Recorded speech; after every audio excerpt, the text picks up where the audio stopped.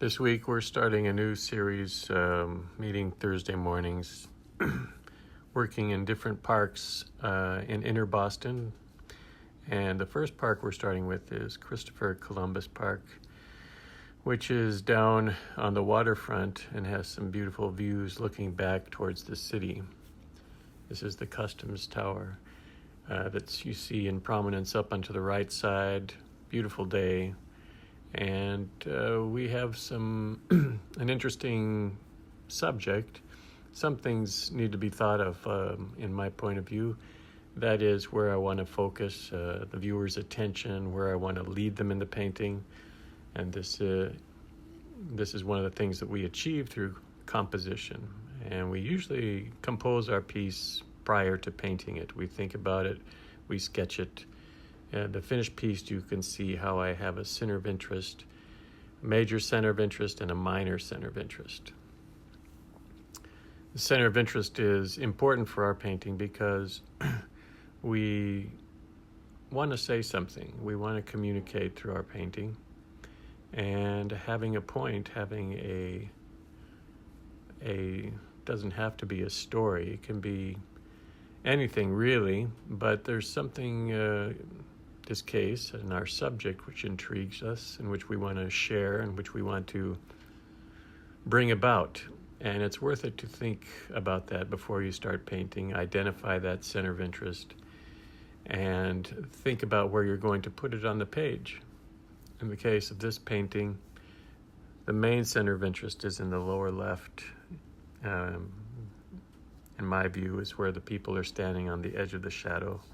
They're facing to the right and they're looking up or looking to the right. And the audience too is going to follow a slight gap in the trees and a little bit of lightness to the upper right where we see the Customs Tower or say the skyline of Boston. So a major and minor interest in this painting and a connector, something which connects the two. In this case, it's a passage through the trees. In any case, this all happens before we even put our brush to the paper. We're considering where to place things for a center of interest, for a focal point. One place you don't want to put it is right in the middle of the painting. It tends to divide the painting into even halves and make it very symmetrical. And it ends up with, becoming sort of a overbalanced composition. In other words, there's no tension. And so we start by thinking about where to place our center of interest. In this case, or in most cases, there's a formula we can use, which is place the center of interest at a different distance from each side of the page. That will ensure that, and that would mean that the center of interest is a little left, a little low, a little high, a little to the right, slightly off center.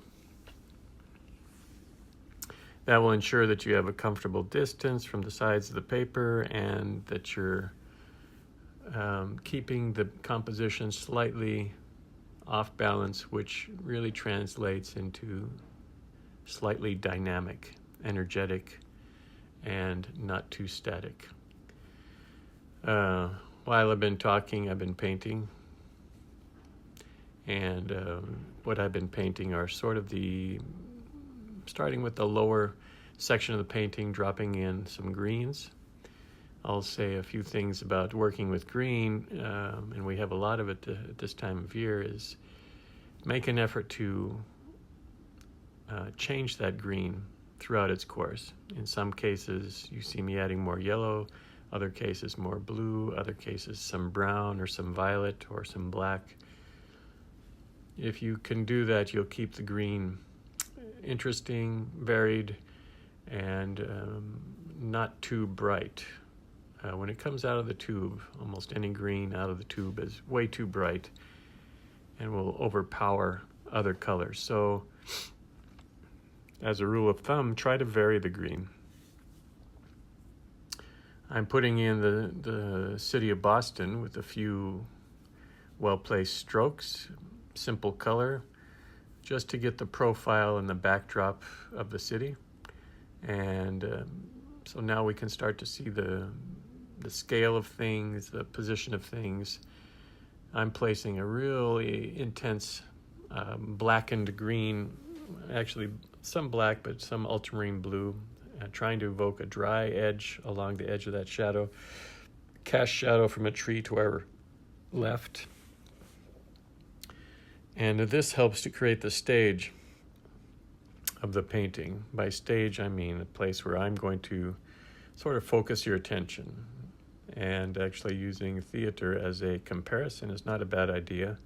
If you think about theater and what a director will do with his actors and with his lighting, they create a stage for the characters, especially for the main characters. And here they come, right on cue. They create a stage, they put the spotlight where those characters are performing to give them the maximum amount of strength in the production. It doesn't mean that there won't be other characters or other action, but that will be off to the side and on the periphery or in the distance or out of that main spotlight. And that certainly contributes to the whole painting, putting in extra characters or other material to augment the scene. With painting, we do the same thing. And it's a vision or a structure that's been handed down over the years and continues to work in this realm of visual communication. And that's what we're doing, really. We're communicating visually. We're trying to tell a story, or we're trying to show the light, or we're trying to make an interesting and moody painting, communicate a mood. We're trying to do that. We're trying to communicate, and we're communicating through the visual language. And the visual language has its own idiom, has its own vocabulary. Some of the things I introduced today are part of that vocabulary: center of interest, focal point, major characters, minor characters, major shapes, minor shapes. These things are what we consider when we're composing or designing our painting. And when you're doing it in the field, now this painting is being done back in the studio, but I did a similar painting in the field. It becomes difficult because everything is moving, the light is changing, there's a million distractions, a million things to prevent you from the task at hand.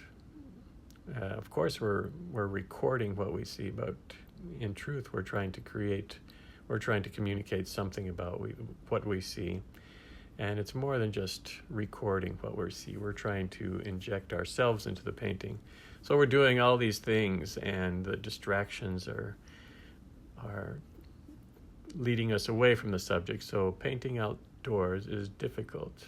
We feel we never get our best work, but it's so important, I think, to get outside and immerse yourself in the scene. You hear the sounds, you smell the smells, you see the light, you feel the warmth of the sun. All that material in some way comes back to your painting. I know that when I see these sketches a year later, 2 years later, I'm immediately taken back to that scene.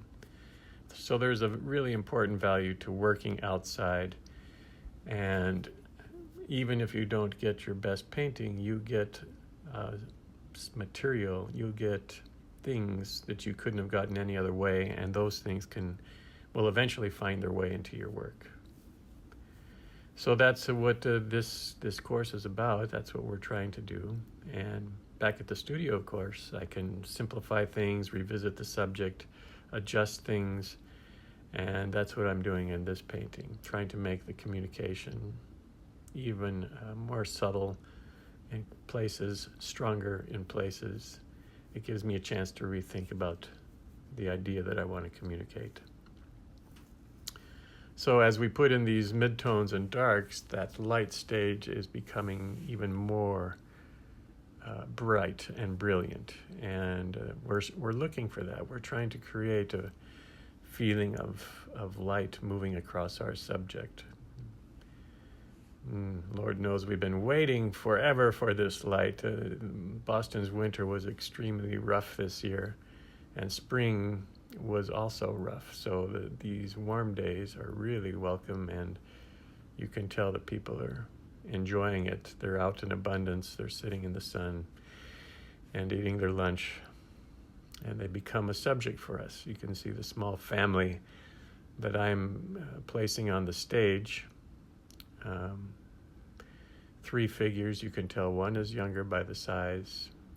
But these figures not only tell a little story, I find the figures helpful in many cases to give us a feeling of scale. And right away when we see those figures against the trees or against the buildings, we understand, or we get a strong impression of just how big these things are, and scale is imparted. What I'm doing now is I'm augmenting the darks. This happens quite often in watercolor. The darks dry a little pale, and I feel I want to strengthen them, and by strengthening them, I make the light more felt, stronger, more intense, more direct.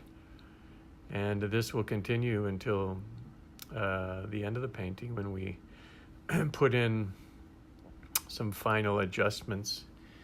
Right now you see me adding some detail work to the figures, giving them a bit of color. Again, these complementary hues of green and red really working well to make this a more vibrant and special area of the painting. That bright red against that strong green just has a strong vibration. Even the tiny reds in the distance that represent distant figures, they come out. We feel them even if we're seeing the painting from a distance.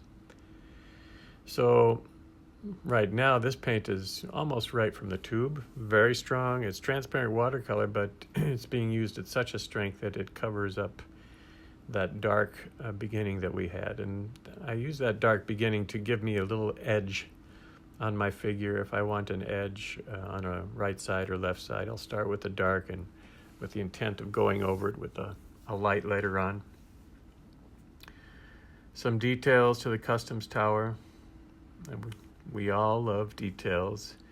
Look at, I'm rubbing out those details now. I feel like I've gotten too detailed. I want to make it more plain, more of a simple presentation, and I'll do some more rubbing out, some more adjustments of the darks that you'll see in the final version, and we'll have a completed presentation of our scene. So I've made those adjustments, and this is very much in keeping with that first design choice of figures in the lower third of the painting on the stage, and looking up through the trees, that passage through the trees, we find the customs tower and the sky overhead. So that's our image for today.